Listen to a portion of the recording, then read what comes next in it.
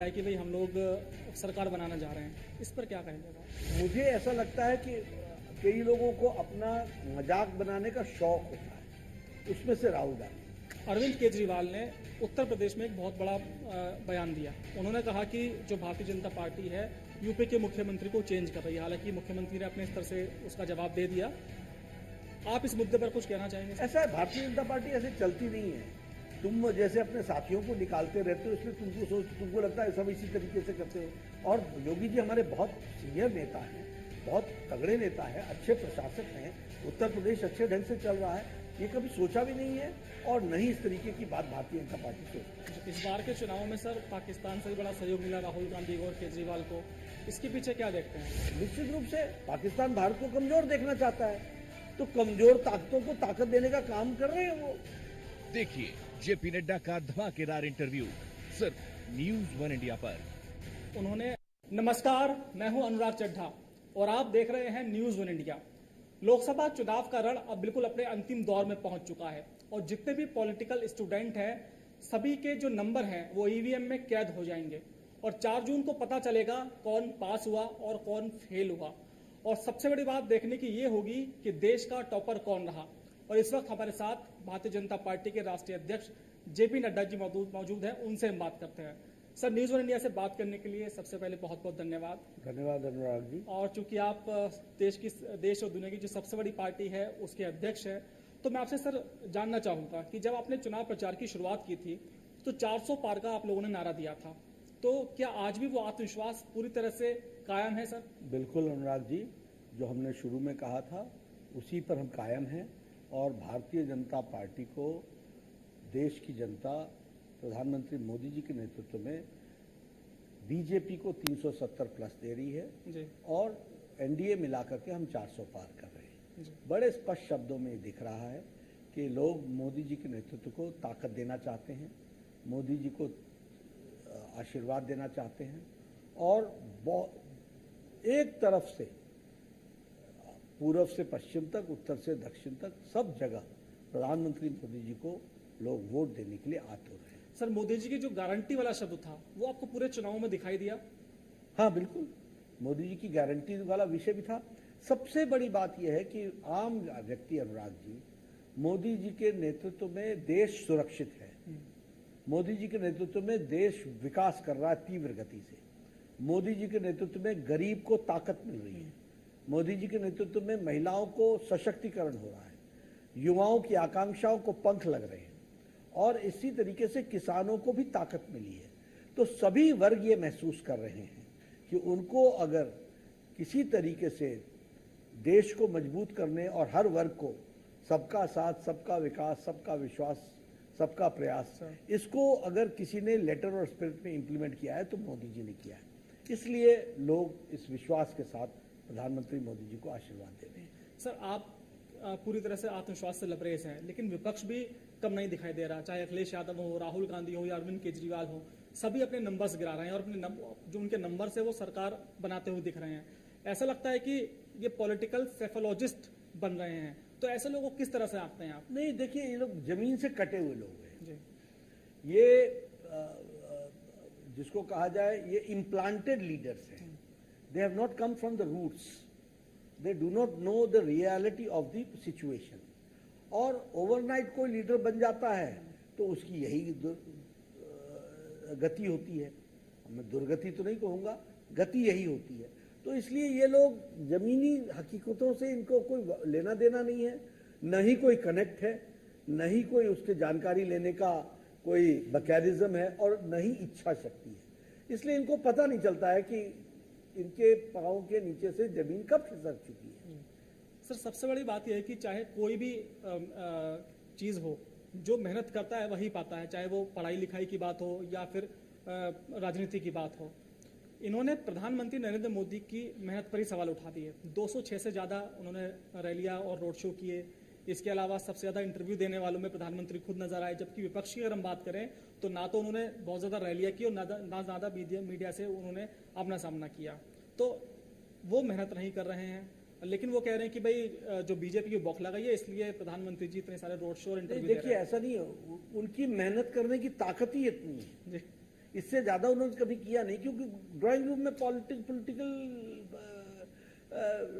नेतागिरी की है, ये कभी जमीन पर तो गए नहीं। तो मोदी जी के बराबर मेहनत कहाँ कर पाएंगे, पहली बात। और मोदी जी वो हैं जो दुनिया में कोई मेहनत ना कर पाए उससे ज्यादा करने वाले हैं।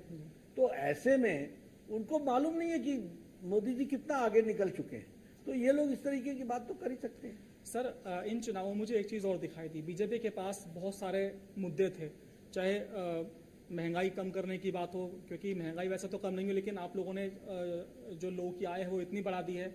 इसके अलावा लाभार्थी स्कीम में ग्राउंड पर हम लोग देखते हैं, चाहे प्रधानमंत्री आवास योजना हो या उज्ज्वला योजना हो या फिर विधवा पेंशन योजना हो, तमाम योजनाओं को लाभ मिल रहा है। आपके पास कहने को बहुत कुछ था, लेकिन चाहे पक्ष हो या विपक्ष हो, आप लोग नैरेटिव सेट करते नजर आए। जहां तक बीजेपी की नैरेटिव की बात करूं तो मंगलसूत्र वाली बात आप लोगों ने कही कि भी कांग्रेस की सरकार आएगी तो आप मंगलसूत्र लोगों का छिन जाएगा। इसके अलावा जो विरासत टैक्स था उसकी बात आप लोगों ने की कि मुस्लिमों को हिंदुओं की प्रॉपर्टी छीन कर दे दी जाएगी। तो सर, ये कहीं नैरेटिव था या वाकई इसके पीछे सच्चाई थी? नहीं, देखिए क्या होता है, चुनाव में कई बार वो मुद्दा सेट करते हैं, कई बार हम मुद्दा सेट करते हैं अलग। हमने विकास का मुद्दा सेट किया और आप देखेंगे तो हम शुरू से विकासवाद को लेकर के चल रहे थे और हमने वो सारी बातें की, लाभार्थी संपर्क वगैरह वगैरह। हमारा विरोधी भी जानता है कि जितना लाभ और एम्पावरमेंट और सशक्तिकरण समाज के सभी वर्गों का मोदी जी ने किया, उतना किसी ने नहीं किया। और ये वोटर भी जानता है और ये एजेंडा सेट था। कांग्रेस हमेशा डिस्ट्रक्टिव माइंड से डिविजिव फोर्सेस को बढ़ावा देती है और वो हवा देने का प्रयास करती है, और करती इतने चालाकी से है कि आपको पता भी नहीं चले और आपका जेब कट जाए और वो डाका डाल दे। तो उन्होंने क्या किया कि इस बार अपने मैनिफेस्टो में पैरा 1, 5 और 6 में उन्होंने मुस्लिम शब्द न कहते हुए माइनॉरिटीज को हम बढ़ावा देंगे और उनको हम मुख्य धारा में लाएंगे, उनके लिए रिजर्वेशन करेंगे। अब कांग्रेस के लिए माइनॉरिटी कौन है, वो मनमोहन सिंह एक्सप्लेन कर चुके हैं। मनमोहन सिंह ने बता दिया है कि पहला हक मुसलमानों का है, जनता के संसाधन, देश के संसाधनों का। उन्होंने बंबई में रिपीट भी किया, पहले नेशनल डिफेंस काउंसिल में बोला, फिर बाद में बोला। राहुल गांधी भी इस बात को बोल चुके हैं, उनका टेप सामने आ गया। तो इनके लिए माइनॉरिटी मतलब मुस्लिम है। अब ऐसा विशेष डिजाइन, एक तरफ मोदी जी 10 साल तपस्या करके सबका साथ, सबका विकास, सबका विश्वास, सबका प्रयास। कभी मोदी जी ने कहा कि आवास योजना में हमने इतने मुसलमानों को दिया, कभी मोदी जी ने कहा कि हमारे लाभार्थी इतने % मुसलमान हैं, कभी किसी को अलग से देखने का प्रयास किया? नहीं किया। क्यों? क्योंकि हम सारी पॉलिटी को एक सूत्र में बांधना चाहते थे, मोदी जी चाहते थे, उन्होंने करने का प्रयास किया। इन्होंने एक झटके में पैरा 1, 5 और 6 में देश को फिर से खंडित करने का प्रयास किया। आप बताइए, आप मेरी जेब काटने पर आए और मैं जनता को बताऊं भी ना? सर, जब आपने एक्सपोज कर दिया कांग्रेस को, अब मैं एक तो ये मैंने कहा, मतलब एक तो ये जो आपने मुझे कहा कि नैरेटिव सेट करना, तो ये नैरेटिव को जनता के सामने लाना हमारा काम है। अब आपने रीडिस्ट्रीब्यूशन की बात की, अब रीडिस्ट्रीब्यूशन की जो आपने बात की, उसमें मैं एक बात कहना चाहता हूं, ये विरासत के वेल्थ को हम रीडिस्ट्रीब्यूशन करेंगे, ये मैंने कहा क्या? तो राहुल गांधी ने कहा। अब तुमने जब ये कहा तो मुझे वो समझाना है कि नहीं समझाना है? और मोदी जी अगर समझाते हैं तो साधारण महिला, गांव की महिला को कैसे समझाएंगे कि भाई तुम्हारी प्रॉपर्टी, तो वो कैसे समझ में आएगा उसको? तो सबसे प्रिय प्रॉपर्टी कौन सी होती है? और जब रीडिस्ट्रीब्यूशन होगा तो उसमें वो जुड़ता ही है। तो ये एक्सप्रेशन है, जिस एक्सप्रेशन से जनता को बताना हमारा काम है। तुम गलती करो, गलती मतलब तुम्हारी नियतन गड़बड़ी करने का उद्देश्य हो, और तुम मेरे घर के ताले के नजदीक कहीं डुप्लीकेट चाबी लगा रहे हो और मैं तुमको रंगे हाथ पकड़ लूं और मैं तुमको फिर एक्सपोज भी ना करूं। सर, विपक्ष ने भी अपना नैरेटिव सेट करने की कोशिश की। उन्होंने संविधान का मुद्दा उठाया और जिससे पूरे देश में खलबली मच गई, खासतौर पर उन लोगों में जिनको संवैधानिक चीज़ें मिलती हैं। उन्होंने सोचा कि भाई अगर 400 पार आ गई बीजेपी की तो संविधान को ये लोग खत्म कर देंगे। इसका कुछ नुकसान होता नजर आया या आप लोगों ने लोगों को समझा लिया? ऐसा है, लोग समझ जाते हैं और हम भी भारतीय जनता पार्टी भी जिम्मेवार पार्टी होने के नाते अलर्ट रहती है। लेकिन ये लोग देश को गुमराह करने में इनके बाप दादों से लेकर अभी तक किसी ने भी कोई कसर नहीं छोड़ी। इनको एक खानदान सत्ता पर बैठे होना चाहिए। इनको विश्वास ही नहीं हो रहा है कि 10 साल कोई एक शाहजादे के परिवार के बाहर किसी को प्रधानमंत्री बनने का मौका मिल गया है। ये पचा ही नहीं पा रहे हैं, इसलिए ये इस तरीके के हथकंडे करते हैं। और हमें मालूम है ये इस तरीके के हथकंडे करेंगे।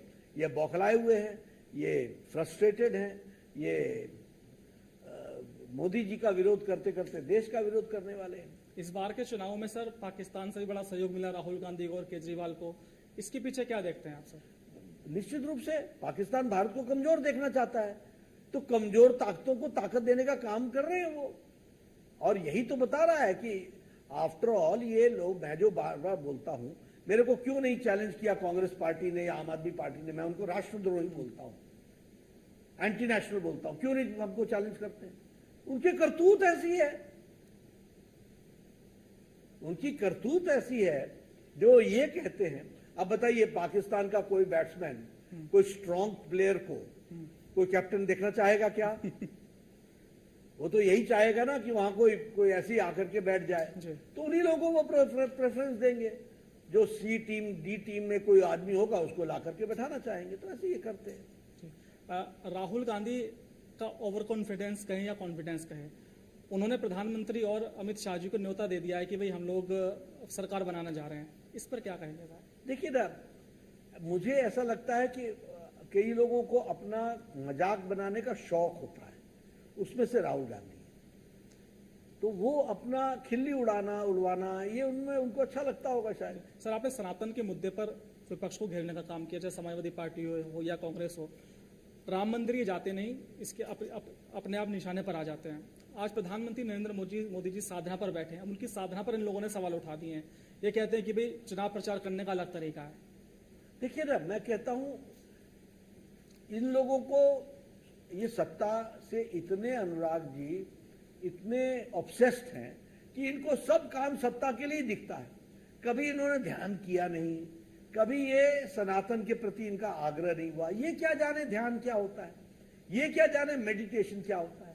ये आखिर मोदी जी ने पूरे, अनुराग जी, पूरे इतने लंबे समय तक कठोर तपस्या करके एक चुनाव के कैंपेन को चलाया है। उसके बाद माइंड बॉडी सोल रिजनरेट होनी है कि नहीं होनी है, उसकी कोई आत्मचिंतन होना है कि नहीं हो रहा है। और ये सब अगर होना है तो हमारे अपने सनातन में और अपने जीवन शैली में सबसे अच्छा तरीका क्या है? उपवास और ध्यान। तो वो मोदी जी कर रहे हैं, लेकिन इनको इसकी महत्ता कहां समझ में आएगी? सर, मैं अंतिम 4 सवाल आपसे पूछूंगा। एक सवाल मेरा यह है कि एग्जिट पोल आने से पहले कांग्रेस ने उनका बहिष्कार कर दिया है, इसको आप किस तरह से लेते हैं? देखिए ना, ये बौखलाहट है इनकी। ये आज जनता को फेस नहीं कर पा रहे हैं। पूरे 1.5 महीना जनता को बरगलाया है। अब एग्जिट पोल सामने आएगा तो आईना सामने आएगा, और आईना को फेस करने की हिम्मत नहीं है। तो अच्छा तरीका यह है कि बहाना लगा करके एग्जिट पोल दिखा दो, एग्जिट पोल को बाइकआउट कर दो। दूसरा, अनुराग जी, मैं बार बार कहता हूं, अंग्रेजी में कहते हैं bad craftsman blames his tools, और हिंदी में कहते हैं नाच ना आवे आंगन टेढ़। तो इनको नाचना आता नहीं है। ये कभी ईवीएम को दोषी ठहराते हैं, ये सुप्रीम कोर्ट में गए, ईवीएम के बारे में वीवीपैट पर गए, हर बात पर गए। ईवीएम से सुप्रीम कोर्ट से इनको झड़पें भी पड़ी हैं, जुर्माना होने तक की बारी आ गई। ये शर्म से मानते नहीं है। इनका काम है जीत ना हो तो इंस्टीट्यूशंस को गाली दो। इनके समय में इलेक्शन कमीशन कैसे चलता था ये भी हमको मालूम है। इनके जमाने में सुप्रीम कोर्ट को कैसे ये हैंडल करते थे वो भी हमको मालूम है। तो ये सोचते हैं कि वही जमाना है, वैसा जमाना है नहीं। और ये इन लोगों की बौखलाहट और इनकी, जिसको हम कह सकते हैं कि ये सुप्रीम कोर्ट में जाना, ये अनप्रेसिडेंटेड है। ये इस तरीके की गतिविधि करते रहते हैं।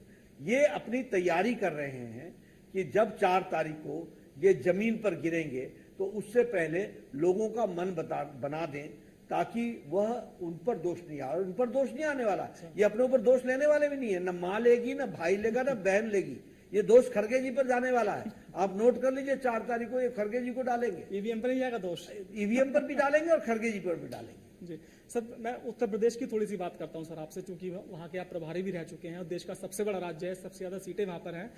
यूपी से आपको सर क्या उम्मीद नजर आती है? तो यूपी से हम जो सीटें पिछली बार आई थी 62+2, सर हम उससे ज्यादा जाएंगे, हम 80 के नजदीक टच करेंगे। सर जो विपक्ष की रैलियां थी उसमें भीड़ बहुत ज्यादा नजर आ रही थी, उसको लेकर क्या रिपोर्ट है आपके हर पास? चुनाव में भीड़ इनकी बहुत नजर आती है। 2017 में भी बहुत नजर आई थी, 2022 में भी बहुत नजर आई थी, पिट गए। तो ये भीड़ इनका लाने का तरीका मुझे मालूम है। ये जो लोग आते हैं वो उसी किस्म के लोग होते हैं, और ये ज्यादा रैलियां करते नहीं, ये 1 या 2 करते हैं, सारी दुनिया को वहां वो जुटाते हैं, फिर मंच के नजदीक लाकर के भगदड़ मचाते हैं, शो करते हैं कि भीड़ बेकाबू हो गई। ये इनका हमको मोडस ऑपरेंडी मालूम है, सर और जनता भी जानती है। सर जब आप लोगों ने चुनाव और प्रचार, एक ही किस्म के कार्यकर्ता आते हैं, एक ही विशेष जाति के आते हैं। सर जब 2024 लोकसभा चुनाव की आपने शुरुआत की थी तो चुनाव बिल्कुल नीरस नजर आ रहा था, ऐसा लग रहा था विपक्ष है ही नहीं कहीं, और बीजेपी बहुत आसानी से चुनाव जीत ली। हालांकि अभी भी आप लोग चुनाव जीत लेंगे, लेकिन जो टिकट डिस्ट्रीब्यूशन था खासतौर पर उत्तर प्रदेश में, उसको लेकर सर कई जो आपकी सेफ सीटें थी उन पर आप लोगों को बहुत संघर्ष करना पड़ा। नहीं, देखिए ऐसा होता है कि जब भी टिकट का डिस्ट्रीब्यूशन होता है तो थोड़ी देर के लिए एक सेटल डाउन जिसको बोलते हैं, वो एक मोमेंटम होता है, बीजेपी का मोमेंटम होता है। सर फिर जब टिकट डिस्ट्रीब्यूशन होती है, आशाएं होती हैं 10 की होती हैं, उसमें से 1 को मिलता है, 9 को संभालना पड़ता है, तो उसमें 2-3 दिन, 4 दिन, 5 दिन जाते हैं। सर कई बार ज्यादा भी दिन चले जाते हैं, लेकिन इस बार समय ज्यादा था तो उसको हम लोगों ने मैनेज किया है। सर- और चुनाव तो संघर्ष के साथ ही लड़ा जाता सर है। सेफ सीटों पर संघर्ष ये अच्छे संकेत नहीं है। अगर जो नीचे से लेकर स्टेट के लोग अगर टिकट डिस्ट्रीब्यूशन में शामिल रहे हैं और उन सीटों पर संघर्ष आपको करना पड़ता है, क्या बाद में उनकी जवाबदेही तय होगी? ऐसा है, पार्टी कंटिन्यूअस प्रोसेस में सोचती रहती है अनुराग, सर और चर्चा भी करती रहती है, लेकिन हमारा निर्णय गलत नहीं है। उन सारी परिस्थितियों में बेस्ट पॉसिबल जो होता है उसको हम आगे बढ़ाते सर एक आखिरी सवाल आपसे। अरविंद केजरीवाल ने उत्तर प्रदेश में एक बहुत बड़ा बयान दिया। उन्होंने कहा कि जो भारतीय जनता पार्टी है यूपी के मुख्यमंत्री को चेंज कर रही है। हालांकि मुख्यमंत्री ने अपने स्तर से उसका जवाब दे दिया। आप इस मुद्दे पर कुछ कहना चाहेंगे सर? ऐसा है, भारतीय जनता पार्टी ऐसे चलती नहीं है। तुम जैसे अपने साथियों को निकालते रहते हो, इसलिए तुमको लगता है सब इसी तरीके से करते हो। और योगी जी हमारे बहुत सीनियर नेता हैं, बहुत तगड़े नेता हैं, अच्छे प्रशासक हैं, उत्तर प्रदेश अच्छे ढंग से चल रहा है, ये कभी सोचा भी नहीं है, और नहीं इस तरीके की बात भारतीय जनता पार्टी सोचती है। जी, तो बीजेपी के राष्ट्रीय अध्यक्ष जेपी नड्डा जी ने बहुत बेबाक तरीके से जवाब दिए, और जो सबसे बड़ा उन्होंने जवाब दिया वो यही था कि उत्तर प्रदेश के जो मुख्यमंत्री हैं पूरी तरह से सेफ जोन में है। क्योंकि जब अरविंद केजरीवाल ने ये बयान दिया था तो उसके बाद पूरा विपक्ष ये बात कह रहा था कि भाई दिल्ली से जवाब नहीं आया, तो दिल्ली से अब जवाब आ चुका है। नड्डा जी बहुत उसमें बहुत अनुराग जी मैं ये धन्यवाद। भी कहूंगा, सेफ जोन नहीं, वो हमारे नेता हैं, और उन्होंने वो is a leader in UP, उनके नेतृत्व में ही हम चल रहे हैं, तो इस तरीके की सोच हम रखते ही नहीं। जी, शुक्रिया सर न्यूज इंडिया से बात करने के लिए। नमस्कार। तो बीजेपी अध्यक्ष जेपी नड्डा से एक खास बातचीत आपने सुनी। इसमें बेबाकी से उन्होंने कई सवालों के जवाब दिए, और सबसे बड़ी बात यह कि अरविंद केजरीवाल ने योगी आदित्यनाथ को लेकर जो बयान दिया था उस पे उन्होंने सीधा विपक्ष को करारा जवाब भी दिया और कहा कि योगी आदित्यनाथ सबसे बेहतर मुख्यमंत्री हैं